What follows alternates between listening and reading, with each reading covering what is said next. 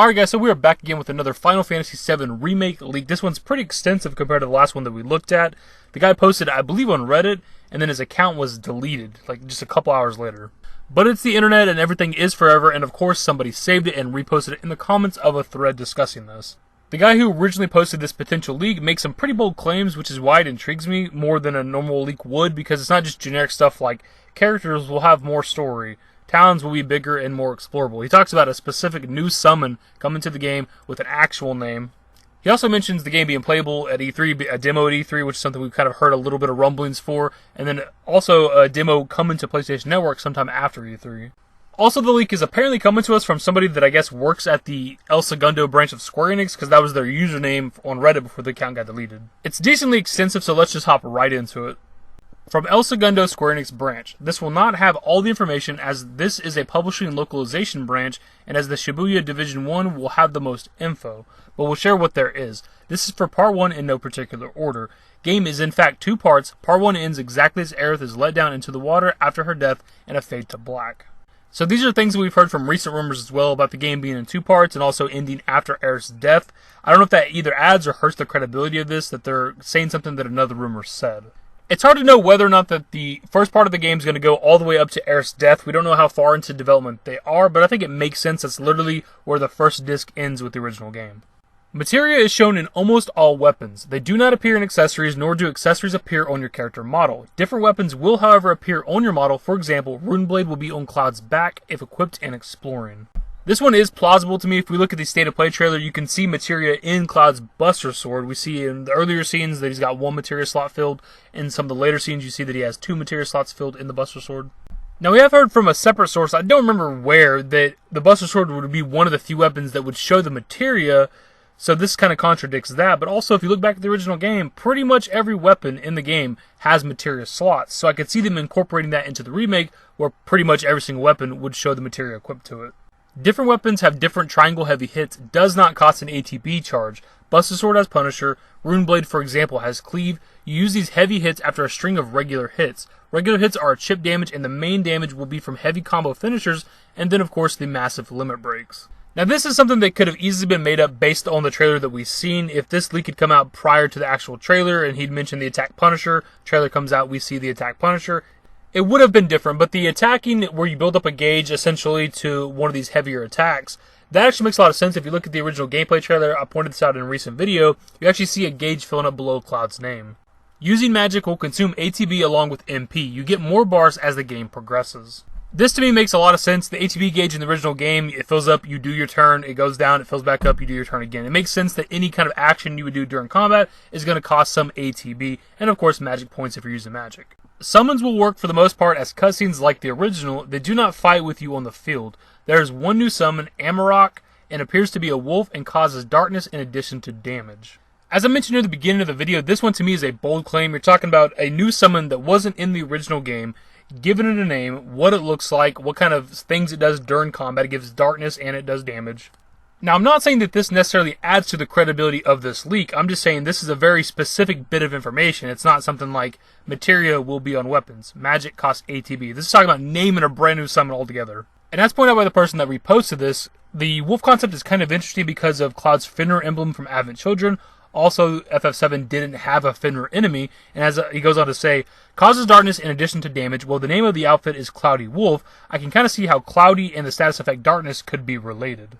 Also, Cloud and wolves have just kind of become a thing pretty much after the original game. Pretty much anything else in the extended universe. And if I'm not mistaken, I believe Cloud's bike in Advent Children is actually called Fenrir, which is a wolf. So it all just kind of adds up to the whole wolf scenario. So either it's a really credible bit of information, a credible leak, or it's a really big fan of FF7, and they just looked way too much into this. Overworld map is almost seamless. There are some zones. There will be roads and methods of transportation. It is open world. Vehicles like the Tiny Bronco work almost exactly the same, only being able to go in lighter water. There will be items available occasionally on the field.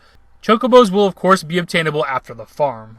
If they're truly trying to recreate this game for the modern era, I wouldn't be surprised if there is still an overworld if the game is open world. There's a lot more distance between locations where you would need a vehicle or a chocobo to get there faster. Can't necessarily prove or disprove this. I just hope it is the case because I really want to use the vehicles. The airship. We haven't had a Final Fantasy with an actual airship since 9. Because even with 10, it had an airship, but you had to like pick a location, and you just kind of loaded into that area. You didn't actually get to fly there. They have really made an effort to make each town feel lived in and feel like there's a reason why each place is like the way it is. Each town is very unique from the last. Cosmo Canyon and its occasional dust storms are a stark contrast to the streets of Midgar. Upper Junon feels very much more like a military installation than Midgar as well. This one to me isn't even filed under a leak of any kind. It's good information if it's true, of course, but obviously every location is going to feel different. You have the deserty area of Cosmo Canyon. You have the futuristic city of Midgar, the militaristic city of Junon. You have like the Icicle Inn, which is a snowy area. So like, yeah, I would hope every location feels different. Sephiroth is very limited in what is shown of him until the calm flashback. Before this, you only hear his voice or see glimpses of him during Cloud's breakdowns. I mean, that's not really too different from the original game. We don't even see Sephiroth for the first time visually until the calm flashback. But it does kind of throw back to the scene right here that we talked about recently where some people believe this is Nibelheim. I personally believe this takes place sometime in Midgar, sometime after maybe the first Mach reactor explodes. And this could be an actual meeting with Sephiroth, or maybe it's one of Cloud's breakdowns and he thinks he's seeing him. The HP shown during the state of play is not indicative of what their HP should or would be normally during those times, simply for dev showcasing. We don't really need to talk about this one, it's beyond obvious. We see them with like 1,000 HP on the second Mach reactor. There will be demos on the game floor with PSN demo following shortly after for people at home directly after E3, PlayStation Plus required. This is another one I mentioned near the beginning of the video, another bold claim. This isn't even really like leaked information about the game itself. This is saying that E3 is going to have demos, it's going to be playable at E3, and after E3, if you're on PlayStation, you can download a demo to play the game and test it out. And I could see that being a possibility. After this long wait, after us not really having anything all this time, I could see them dropping a demo of maybe like the first bombing mission or whatever. Monster designs for a lot of the enemies, but most will remain recognizable. Some do not make an appearance. For example, there was no ghost enemies in the train yard. This is another small and kind of obvious one. Pretty much all the enemies are going to have to get a redesign for the modern era. We've already kind of seen that with the trailer we got recently, and especially with the Apps boss enemy. But I do find it kind of interesting that he points out a specific enemy in a specific location not making an appearance. Like, he simply could have just said that there were some enemies that weren't going to make it into this version of the game, but he actually names a specific enemy. And I find that a bit interesting, not necessarily adding to the credibility again, just point that out. Shinra HQ won't have quite as many floors to explore, but more to do on the floors you do go to, so it still feels like you're fighting through a lot to get to the top. I can easily see this as well. There's like, 60 or 70 something floors in the original game, but you fuck with like less than 10 if I'm not mistaken, so I could easily see this. The design for Tifa is also true to the original outfit. Her face appears to be mostly similar to her Advent Children design, but slightly more Western. Materia also shows up on her gloves. I already expect her outfit to be the exact same for the most part. There might be some slight deviations, some slight changes, but we already know what I want to say the same about Tifa. Cait Sith seems to be pronounced Ket Sith, but has undergone no major design overhaul. His fighting style is more close up, and does have his bars for a limit break. Now, if this is the case, I wouldn't be surprised, because the actual pronunciation for his name, I believe, is supposed to be Ket Shi. I've just always pronounced it Cait Sith ever since I was a kid. I'll probably always call it that until we play the remake. If they pronounce it Ket Shi, then I guess that's what we're going to call him now. Golden Saucer will have some games that are not playable yet, because they are essentially replaying a part of a later story mission. Some will be playable right when you arrive. They want it to feel more grand and provide a break from the main story beats, while still eventually having to incorporate the story into it later. So a few things to go over here. This isn't really a leak or any kind of new information. This is exactly how the Gold Saucer was in the original game. It was just mini-games. You meant to come here and have fun, take a break from the story. There are story sequences here at certain points, but obviously it's about the mini-games. Secondly, certain games being available and certain games not being available until later in the story isn't new information either. That's literally how it was in the original game. You couldn't do the snowboarding stuff until after the Icicle Inn. You couldn't do the submarine mini-game until you get the submarine in the story and do the submarine mission. Like, this isn't really new information. On top of all this, he calls it the Golden Saucer when it's called the Gold Saucer. It might be a small thing to some people out there, or maybe just an honest mistake, but you're some guy that's in the know at El Segundo Square Enix, who's either knows people there, or you work there, and you don't even know the proper name of this, like, very popular location from the game. Red 13 has clones Cobalt 14 and Indigo 15 you must fight before you join your party in Shinra HQ. Now on the surface, that might seem like some BS, but these were actually two characters, Cobalt and Indigo, that were actually supposed to be in FF7, but just never made it to development. So this is either Square Enix putting content into FF7 Remake that didn't quite make it into FF7, stuff they always wanted to put into the game, or this is somebody that's very, very knowledgeable on FF7 cut content and lore and stuff, and just very intelligent with the way they're putting this leak out there. Sid does not appear to be smoking, but you see evidence that he does. He is clearly upset with Shira, but toned down the aggressiveness as they felt it was unnecessary. I see no reason for them to get rid of him being a smoker. That's just kind of stupid. Because when I think of Sid, I picture him with a cigar in his mouth.